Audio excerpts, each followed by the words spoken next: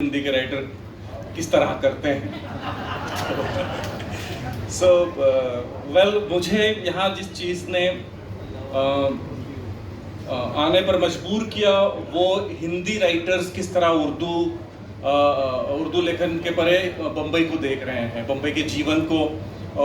यहाँ पे crime writers शायद ज़्यादा हैं, जर्नलिस्ट ज़्यादा हैं, लेकिन नॉवेल में किस तरह बम्बई को डील किया गया है, शायरी में किस तरह डील किया गया है, ये सब कुछ देखना, सुनना और इन लोगों से मिलना शायद मैं चाहता था, क्योंकि बम्बई मेरे लेखन का सब्जेक्ट है बहुत बड़ा।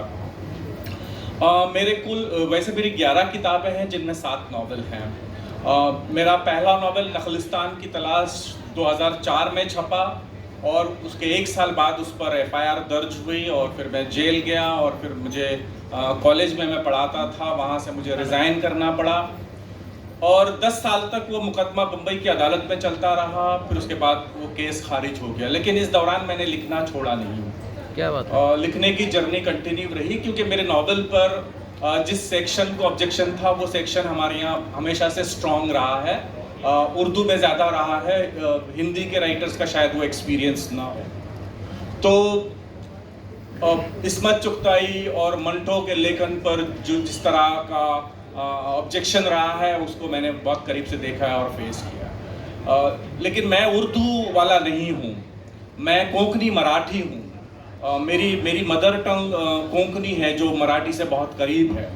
तो मैं एक तरह से मराठी कल्चर को रिप्रेजेंट करता हूँ मेरे राइटिंग में। तो मराठी कल्चर के साथ जो बम्बई का और महाराष्ट्र का और हमारी पूरी एक संस्कृति का रिश्ता है, वो उर्दू के किसी राइटर का उसके साथ उस तरह से रिश्ता नहीं है।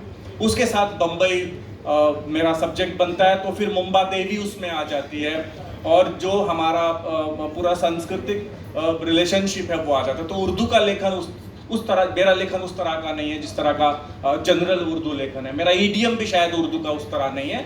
बावजूद इसके मुझे शायद उर्दू में जो मोहब्बत मिली वो आई थिंक मेरी खुशकिस्मती है। हालांकि उर्दू में बहुत बड़े बड़े लिखने वाले हैं, लेकिन आज का जो फिक्शन है उर्दू का, उसमें शायद मुझे एक मकाम मिला है। और उसकी एक बड़ी वजह ये नावल रूजिन है, जिसको साहित्य अकेडमी अवार्ड मिला था। लेकिन उस अवार्ड के मिलने से पहले इसका जर्मनी में अनुवाद हुआ और मैं शायद और खुशनसीब था। स्विट्ज़रलैंड के गवर्नमेंट ने हिंदुस्तान के साहित्य पर एक 3 दिन का प्रोग्राम रखा था। वो मेरा जर्मन नावल का अनुवाद स्विट्ज़रलैंड में लॉन्च हुआ, तो स्विस गवर्नमेंट ने इनवाइट किया था। फिर हमने बम्बई के बारे में वहाँ पर बहुत सारी बातें की। उसके बाद जब जर्मनी में किताब छपी तो फ्रेंच वाले पीछे नहीं रहना चाहते, तो फ्रेंच पब्लिशर ने कांटेक्ट किया। उससे पहले लेकिन पेंगुइन से ने इसके राइट्स खरीदे, तो पेंगुइन इंडिया ने इसको अंग्रेजी में पब्लिश किया है।